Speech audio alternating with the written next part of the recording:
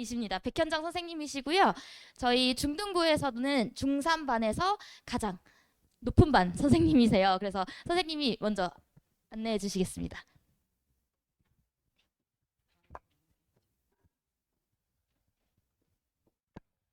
안녕하세요. 수학 강사 백현정입니다.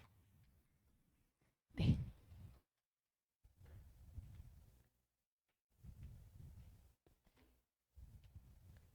네, 저는 14년째 지금 고1, 2 아이들 내신 수업을 맡아 진행을 하고 있고요.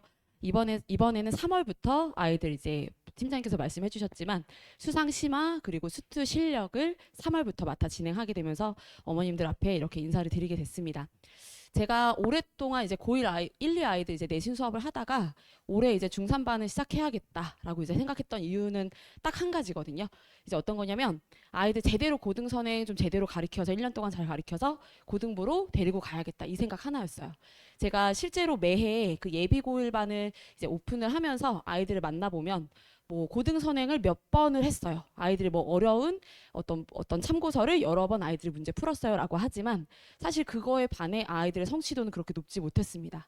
그래서 아이들을 이제 들여다보면 뭐 공식 정도로 알고 있고 공식을 이제 적용하거나 계산 정도 할 수 있는 정도 아니면 어떤 그래프를 그려서 기본적인 그래프 정도 그릴 수 있는 정도에 그치는 아이들이 꽤 많았거든요. 그래서 제가 정말로 이제 아이들 제대로 잘 가르쳐서 고등학교 1학년부터 들어갈 수 있게끔 만들어야겠다라고 하는 딱 그 이유 하나로 제가 이제 12월 18일부터 월수금반 진행을 하게 됐고 그 반이 이제 3월부터는 수상 심화와 수투 실력을 진행을 하게 됐습니다. 제가 오늘은 어머님들께 제 수업에 대해서 딱 세 가지 키포인트 세 가지만 먼저 말씀을 드릴 건데 일단 첫 번째는 제가 일방적으로 아이들한테 전달하는 수업이 아니라 같이 소통하는 수업입니다.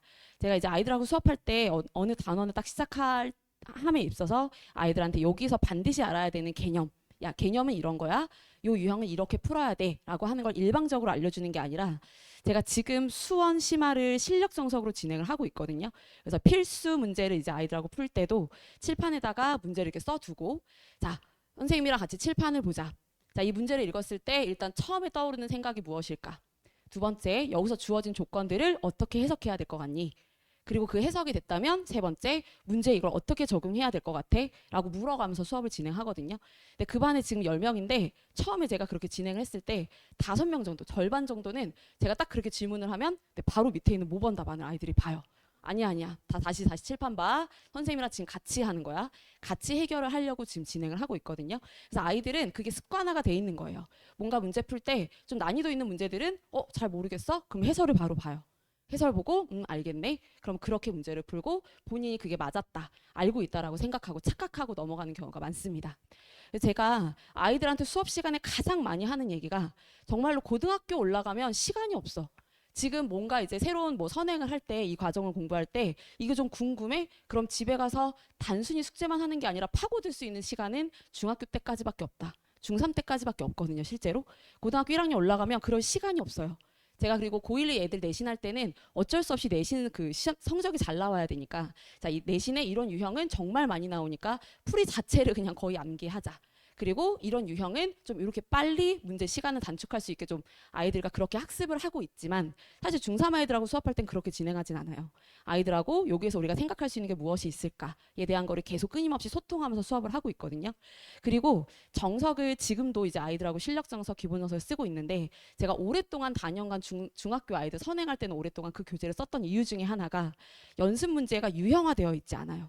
그러니까 아이들 입장에서는 이 문제를 딱 봤을 때 어떤 걸 떠올려야 되는지를 계속 끊임없이 훈련을 할 수 있거든요. 근데 아이들이 처음 배울 때는 그 유형 밑에 있는 문제들을 눈으로 보기 때문에 자꾸 그 생각밖에 못 하거든요. 근데 그게 이제 합쳐져 있으면 아이들이 이 안에서 이 조건을 어떻게 해석해야 되고 어떻게 써먹어야 되는지를 모르는 아이들이 꽤 많습니다. 그래서 이제 정석으로 요번에도 이제 그 수투 실력은 그렇게 진행을 하고 수상 심화는 블랙 라벨로 진행을 할 건데 지금까지 그렇게 해왔고 앞으로도 1년 동안 제가 그렇게 수업을 할 거다 이렇게 말씀드릴 수 있고요. 두 번째는 이제 내신하고 수능까지 연계될 수 있는 수업을 진행하고 있다 이렇게 말씀드릴 수 있습니다. 사실 이게 아이들의 고등 선행이 1, 2학년 아이들 그리고 많게는 고3 아이들이 이제 수능까지 보는 과정이다 보니까 무자르듯이 자, 선행은 딱 여기까지, 내신은 딱 여기까지만 배우자 할 수 있는 게 아니거든요. 그래서 지금 제가 거기 첨부드린 거의 마지막 페이지 정도 이렇게 살펴보시면 제가 테스트를 30분 동안 16문항을 봅니다. 근데 그 중에 적어도 한두 문항은 항상 수평교 기출을 넣어놔요. 그래서 아이들이 나머지 14문항은 좀 어렵지 않게 쉽게 잘 풀어내고 나머지 두 문항을 그 시간을 쪼개서 그 안에서 고민을 하거든요. 근데 실제로 아이들이 제가 그렇게 하라고 하지 않더라도 수 1, 2까지 하고 나면 요번에 올해 수능에 작년 수능에 어떤 문제가 나왔지? 내가 수 1, 2까지 했으니까 한번 풀어볼까 하고 찾아서 푸는 아이들이 꽤 있습니다. 그래서 그 한두 문항 정도는 아이들과 함께 매 시간 테스트 문제풀이를 하면서 진행하고 있다라고 보시면 되고 실제로 너네가 배우는 이 과정이 내신 1, 2학년에 어떻게 출제가 되고 그리고 그게 수능에서는 그리고 요번에 뭐 뉴스에도 많이 나오잖아요. 뭐 어렵다라고 하는 준킬러 킬러 문항이 이게 왜 어려웠는지 이게 왜 오답률이 그렇게 높았는지에 대한 얘기를 계속 해가면서 아이들과 진행하고 있다 보시면 될 것 같습니다. 그리고 세 번째는 이제 엄격하지만 다정한 선생님이라고 이제 말씀드릴 수 있는데 어제까지 제가 8주 동안 수 1, 2 캠프가 이제 특강이 있었어요. 그래서 고1, 2 아이들이 대다수였거든요. 그 아이들하고 같이 어제 종강을 하면서 이제 몇몇 아이들이 저한테 이제 편지처럼 주고 갔는데 거기에 가장 많이 쓰여 있던 게 선생님 제가 한두 번 그 처음 배우는 수 1, 2는 아니지만 선생님하고 하면서 어려웠던 부분이 어렵지 않게 느껴졌다. 근데 그 부분은 제가 생각했었을 때 어려운 내용도 제가 좀 쉽게 풀어서 아이들한테 전달하는 방식도 있겠지만 선생님이 친절하게 설명해 주셔서 너무 감사했다 이 얘기가 가장 많았거든요. 당연히 지각하면 안 되고요. 숙제 당연히 해갖고 와야 되고요. 지켜야 될 건 지켜져야 됩니다. 그 부분에 대해서는 제가 엄격하게 아이들한테 규칙을 정하고 따라오지 않았을 때에 대한 벌을 당연히 주기는 하지만 제가 초보 강사 시절에는 저도 막 아이들 불러다가 막 혼을 냈어요.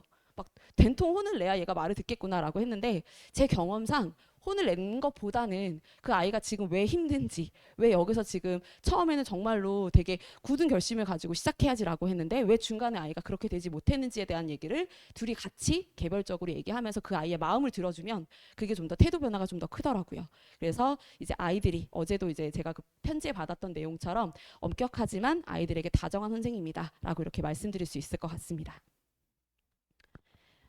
그래서 아까 말씀드린 대로 이제 3월 4일부터 이제 개강하게 되는 월금 수요일 수업인데요. 제 수업만 좀 독특하게 하루에 한 과정만 진행을 합니다. 그래서 월금에는 수상 심화를 진행을 하고 블랙라벨을 당연히 기본 교재로 하면서 내신 기출에 진짜로 어떤 문제들이 어렵게 출제되는지 정도를 아이들과 함께 볼 수 있는 수업이다라고 보시면 되고 수요일은 아까 말씀드린 대로 실력 정석으로 수투 실력을 일품을 워크북으로 해서 저는 하루에 이제 한 과정만 진행을 하고 판서는 한 2시간에서 2시간 반 정도 될 거고요. 30분은 테스트 그리고 나머지 1시간에서 1시간 반은 저희 학원만 갖고 있는 독특한 프로그램이죠. 서킷을 아이들과 진행을 하고 있다. 이렇게 보시면 될 것 같습니다. 네, 그리고 이제 마지막은 제가 아이들한테 제공하는 손글씨 풀인데요. 제가 처음에는 아이들한테 매 회마다 이게 한 단원이 끝나면 그 한 단원 끝날 때마다 아이들한테 제공을 했었어요. 사실 이걸 제공하는 이유는 뭐냐면 가장 큰 건 제가 개념 노트를 아이들한테 써와라고 했을 때 아이들은 거기서 어떤 게 중요한지 잘 모르는 아이들이 있어요. 그러니까 처음부터 끝까지 똑같은 걸 그냥 다 그 손글씨 하듯이 써갖고 오듯이 해갖고 오거든요.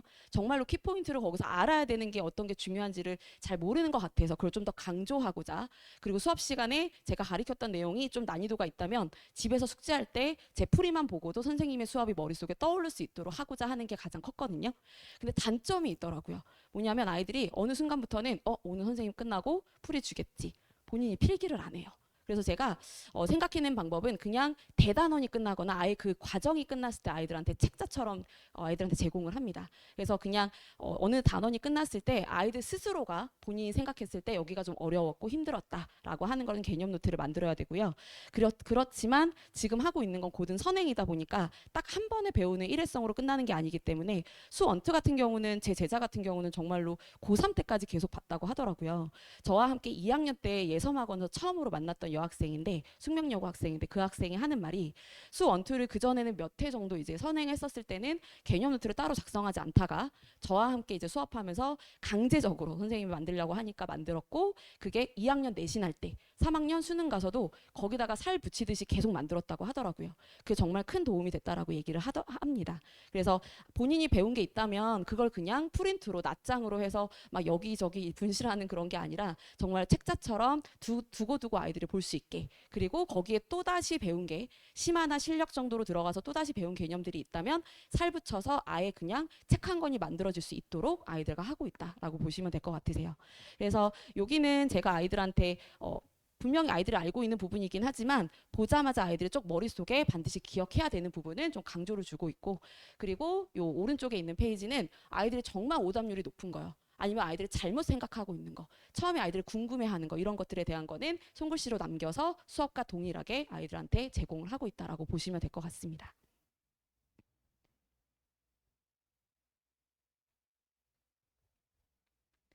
네, 아이고 죄송합니다.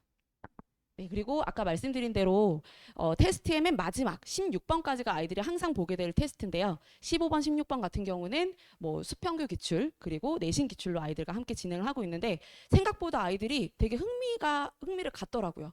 아, 정말로 그 언니 오빠들, 형아들이 요게 되게 어려웠던 거구나. 나도 읽어보니까 어떻게 접근해야 될지 모르겠다라고 하는 흥미들을 좀 많이 갖고 있어서 매회 누적 테스트로 그렇게 진행을 하고 있다라고 보시면 될 것 같습니다. 제가 지금까지도 그렇게 진행하고 있지만 3월 이제 개강하게 되는 반에서도 지금 말씀드린 거 그대로 다 지켜가면서 아이들과 1년 동안 열심히 잘 진행하려고 하고 있거든요. 네, 언제든지 궁금사항 있으시면 학원 측 통해서 아니면 제 뭐 개인적인 상담 요청하셔도 좋으니까 제가 수업 끝나고 어머님들께 연락드려서 상담 드릴 수 있도록 하겠습니다. 들어주셔서 감사합니다.